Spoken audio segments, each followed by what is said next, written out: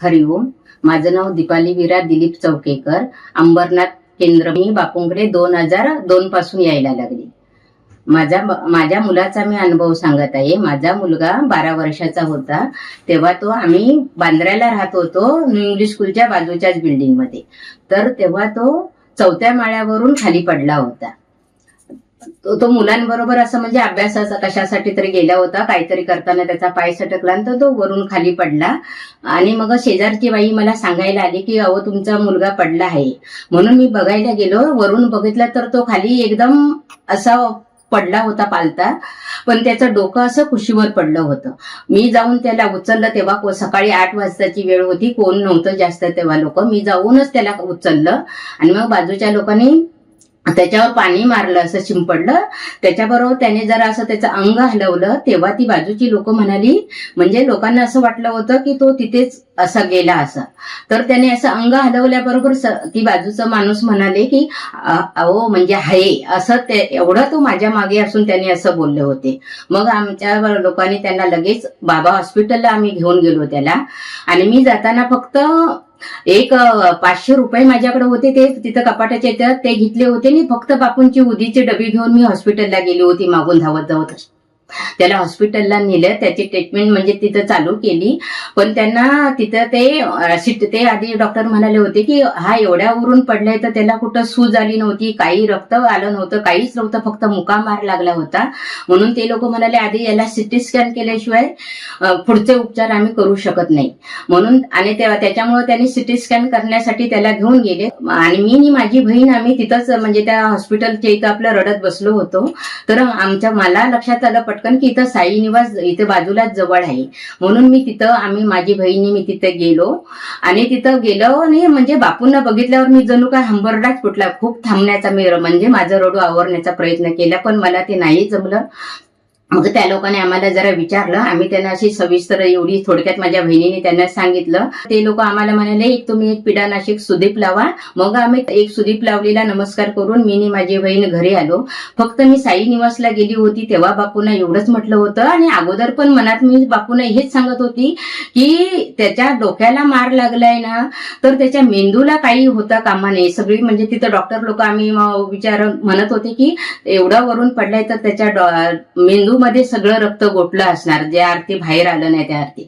तर मी बापूंना जाऊन तिथं एवढंच सांगितलं होतं, बापू माझ्या मुलाची चूक झाली, त्याला माफ करा आणि फक्त त्याचं मेंदू चांगला राहू देत, त्याच्या डोक्याला काही इजा नाही झाली असा रिपोर्ट येऊ देत. आणि एवढंच मी बोलली आणि घरी म्हणजे आम्ही हॉस्पिटलला परत आलो होतो. तो परत माझ्या मुलाला घेऊन म्हणजे ते हॉस्पिटलमधून सिटी स्कॅन करून बाबा हॉस्पिटलला घेऊन आले होते. तर तिथे आल्या आणि नंतर तो रिपोर्ट आला त्याचा की त्याच्या डोक्याला काही आतमध्ये इजा म्हणजे काही झालेलं नाही आहे. व्यवस्थित त्याचा मेंदू म्हणजे डोका व्यवस्थित आहे. बाकी म्हणजे बाकीचे रिपोर्ट नंतर येतील, पण त्याचा डोका व्यवस्थित आहे. मग ते डॉक्टर तिथं आम्हाला ते म्हणाले की जर त्याच्या डोक्यामध्ये जर एवढं रक्त साचलं नाही तर फुफ्फुसामध्ये ते रक्त सगळं जमा झाल्याची शक्यता वाटते. आणि त्या डॉक्टर लोकांनी मग तिथली जी ट्रीटमेंट असते ती चालू केली होती. आणि मग 2च्या सुमाराला त्याला एवढी मोठी उलटी झाली की त्या उलटीतून पूर्ण त्याचं म्हणजे जे रक्त साचलं होतं ना ते बाहेर पडलं. ते आम्ही घाबरलो की आता ही उलटी झाली म्हणजे हे विचित्र वेगळं काय असं. तर परत ते डॉक्टर म्हणाले तुम्ही काही घाबरू नका, हे उलट चांगलं झालं. जे आम्हाला भीती होती त्याच्या फुफ्फुसात रक्त जमा होईल ते सगळं बाहेर आलं, त्याच्यामुळे हा धोकाही टळला होता. आणि मी बापूंचा जप, बापूंचा उदी म्हणजे ते सगळं आणि उदीची डबी मी पूर्ण त्याच्या अंगाला लावतच होती. आणि बापूंचा एवढाच धावा करत होते की काही करा पण माझा मुलगा बरा होऊ देत, कधी होऊ देत असं नाही, फक्त तो चांगला असू देत एवढंच मी त्यांना प्रार्थना करत होती. आणि जप चालूच होते आमचे तिथे. मग एक दिवस आम्ही ठेवलेलं तिथे त्या डॉक्टर आणि तिथे आम्हाला लोक म्हणायला लागले की हे तर चांगली ट्रीटमेंट होत नाही, तुम्ही दुसरं कुठंतरी मोठा हॉस्पिटलमध्ये घेऊन चला त्याला. आणि त्याच डॉक्टरांनी माझ्या मिस्टरांना 3 असे रिपोर्ट दिले होते तिथले की तुम्ही मुंबईच्या मोठ्या हॉस्पिटलमध्ये हे 3 रिपोर्ट दाखवा आणि तिथून आम्हाला काय ते तुम्ही हे सांगा. तर मिस्टर माझे जे हॉस्पिटलला तो रिपोर्ट दाखवण्यासाठी गेले होते. तर तिथले ते जे मुख्य न्यूरो सर्जरीचं पालांडे डॉक्टर होते ते म्हणाले की तुम्ही आताच्या आता त्याला इकडे आमच्या इथे ह्या हॉस्पिटलला घेऊन या, आम्ही त्याची सगळी ही इथे करू ट्रीटमेंट. म्हणून आम्ही लगेच म्हणजे संध्याकाळी आम्ही त्याला गाडी करून जे हॉस्पिटलला घेऊन आलो. मग तिथं आल्यावर त्याची रोज ट्रीटमेंट म्हणजे चालू झाली. तिथे काही सिटी स्कॅन वगैरे काय करावं लागलं नाही. ते होते तेच रिपोर्ट त्यांनी तेव्हा बघितले आणि त्याच्यावर त्याची ती उपचार त्याला चालू केले. आणि दुसऱ्या दिवशी म्हणजे तो एवढा पडला होता, पण त्याला कुठं फ्रॅक्चर पिक्चर झालेलं काही कळत नव्हतं, कारण त्याला सूज वगैरे काहीच आली नव्हती. आणि तिसऱ्या दिवशी जेव्हा मंगळवार होता, तो पडला होता रविवारी, सोमवार आमचा तो फिरण्यात गेला. मंगळवारी जेव्हा आम्ही जे हॉस्पिटलला घेऊन गेलो म्हणजे होता तिथे, तर त्याला एवढी मोठी सूज आली की त्याचा डोक्याचा आकारच पूर्ण बदलला होता. म्हणजे डोळे, चेहरा म्हणजे असा त्याचा तो वाटतच नव्हता, विचित्रच असं झालं होतं. तेव्हा आम्ही थोडे अजून घाबरलो, पण माझा बापूंवर पूर्ण विश्वास होता आणि मी बापूंना पूर्ण मनापासून सांगत होती, देवा आम्हाला कुठं न्यायचं. काय काय लोक आम्हाला म्हणत होते की तुम्ही नाही तर ह्या हॉस्पिटलमध्ये नको, प्रायव्हेट हॉस्पिटल कुठं तरी बघूया आपण. पण आम्हाला असं तेव्हा सुचत नव्हतं कुठल्या हॉस्पिटलला न्यायचं काय. त्याच्यामुळे मी फक्त बापूंना एवढं बोलत होती, बापू हे डॉक्टर तपासतात, पण मला माझा बापूच तुला माझ्या मुलाला तपासताय असं वाटत होतं. आणि मी त्या बापूंवर विश्वास ठेवून ते लोक, आम्ही काही बोलत होतं, ते लोक जे काय ट्रीटमेंट करत होती त्याच्यावर विश्वास ठेवून रोज असं रुटीन चालू झालं होतं.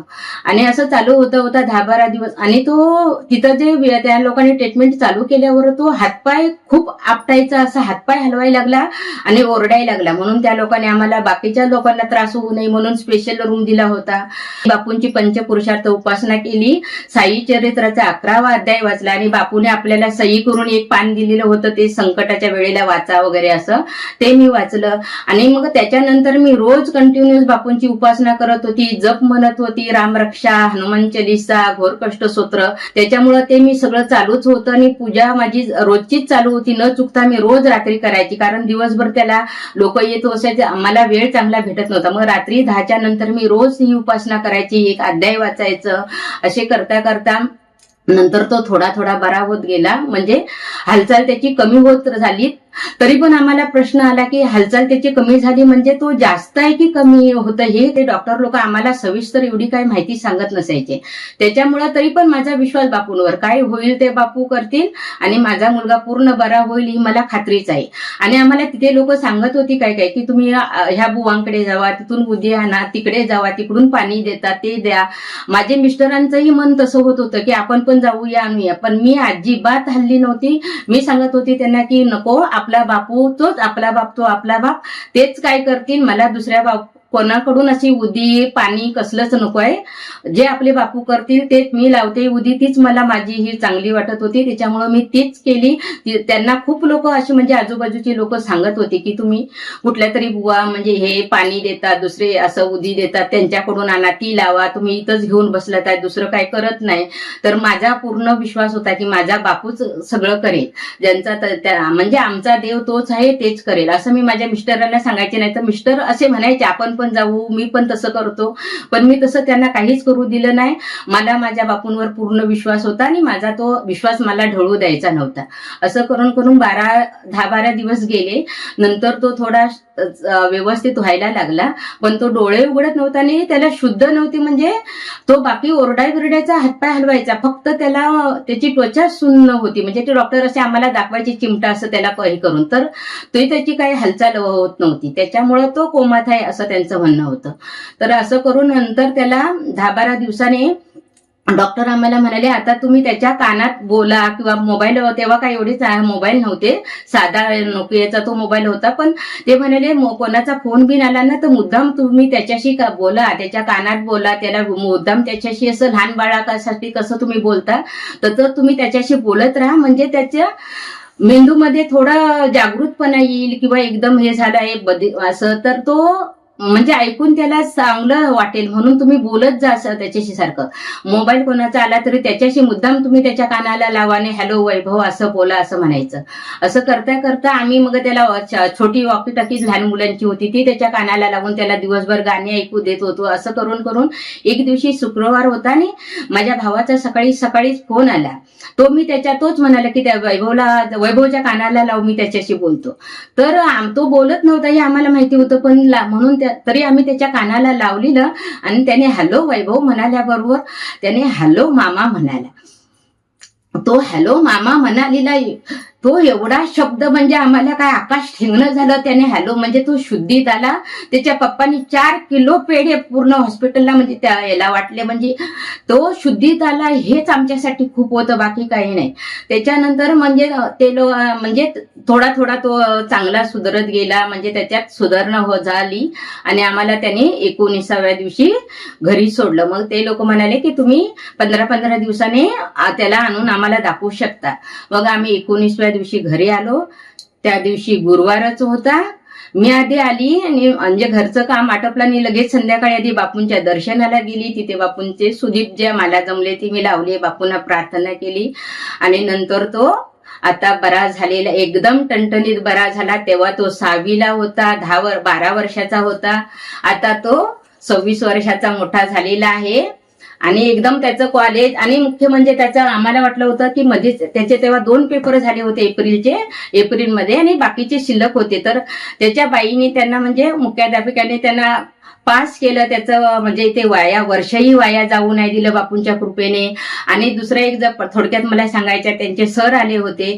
ते तेव्हा म्हणाले, वैभवच्या मम्मी तुम्ही आता थोडा आराम, म्हणजे तुमचं संकट एवढं मोठं होतं. पण त्यांनी पण बापूंचे फोटो बिटो आमच्या घरी तेव्हा म्हणाले, तुमचं बापूंची कृपा की तो तुमचा मुलगा, म्हणजे तुम्हाला जे संकट आलंय ना ते उलट आत्ता आलं. आणि ते जर अगोदर आलं असतं तर माझा दुसरा मुलगाही तेव्हा शाळेत होता. त्याचंही तेव्हा म्हणजे त्याच्याकडे आम्ही लक्ष दिलं नसतं तर त्याचंही वर्ष वाया गेलं असतं आणि ह्याचंही वर्ष वाया गेलं असतं. तर माझ्या दोन्ही मुलांचं व्यवस्थित झालं. म्हणजे ते जे आमच्या नशिबात संकट होतं असेल ते बापूंच्या कृपेने अगदी योग्य वेळी ते संकट आमच्यावर आलं आणि बापूने आमचं सगळं छान करून घेतलं. त्याबद्दल बापूंना माझं कडून खूप खूप अंबज्ञ. हरिओम श्रीराम अंबज्ञ.